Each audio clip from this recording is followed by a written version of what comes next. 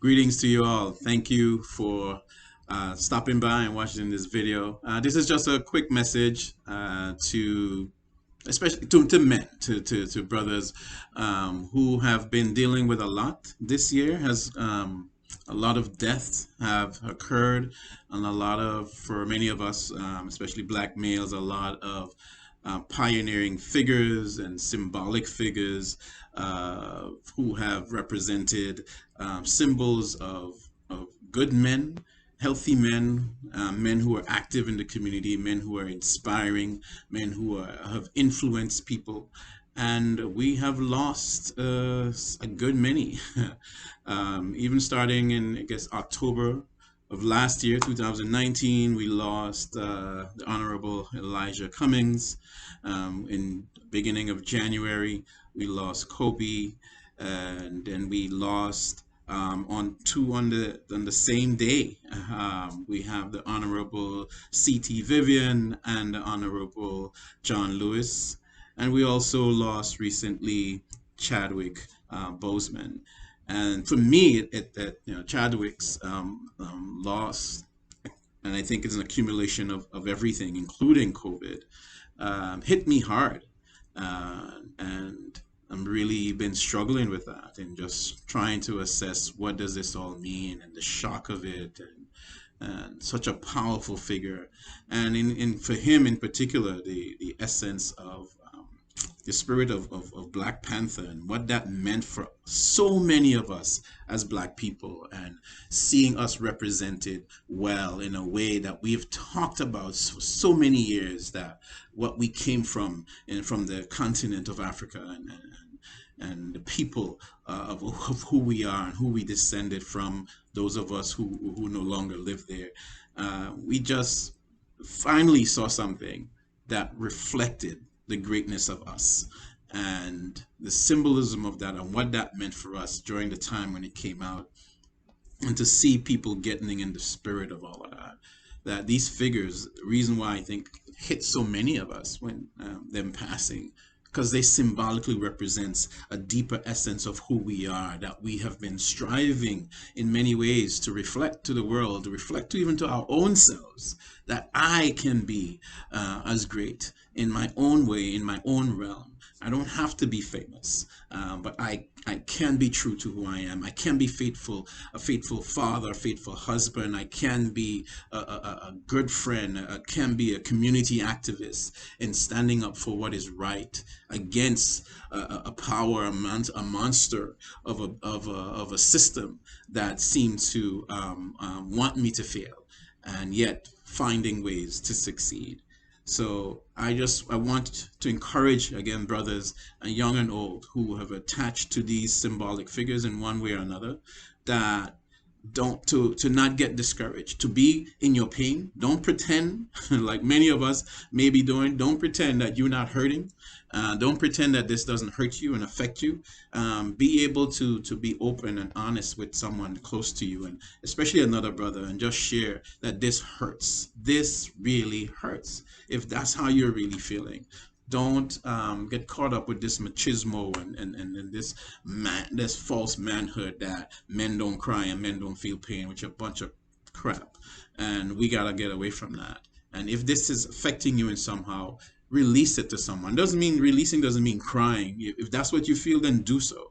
But it could just mean that, man, I'm hurting, I'm struggling, and this hurts.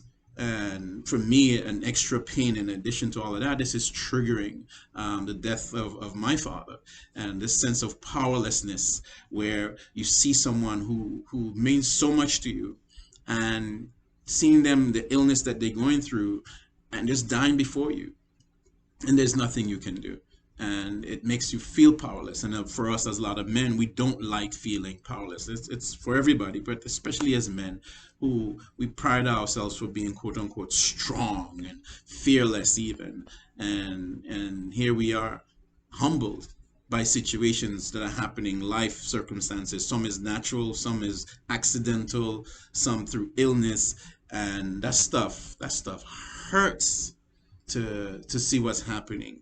But in spite of that, I want to encourage not just the men to be honest with where you are, but the women and the other brothers who love men, who love these men, who love the guys around you, to check in with your brothers, check in with your lovers, check in with these your fathers, your sons, to see how are you doing, how are these all what's going on affecting you.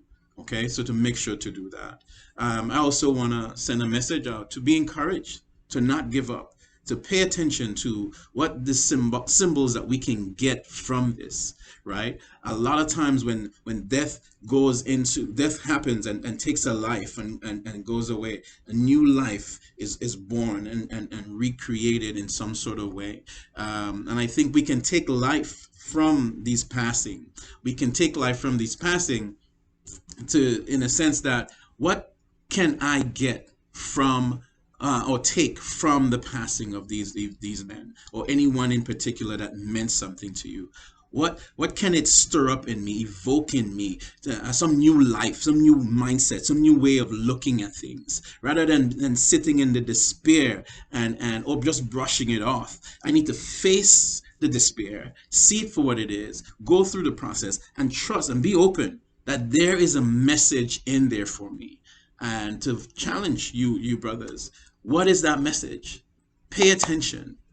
What life can you take from these deaths, from these passings, from these transitions?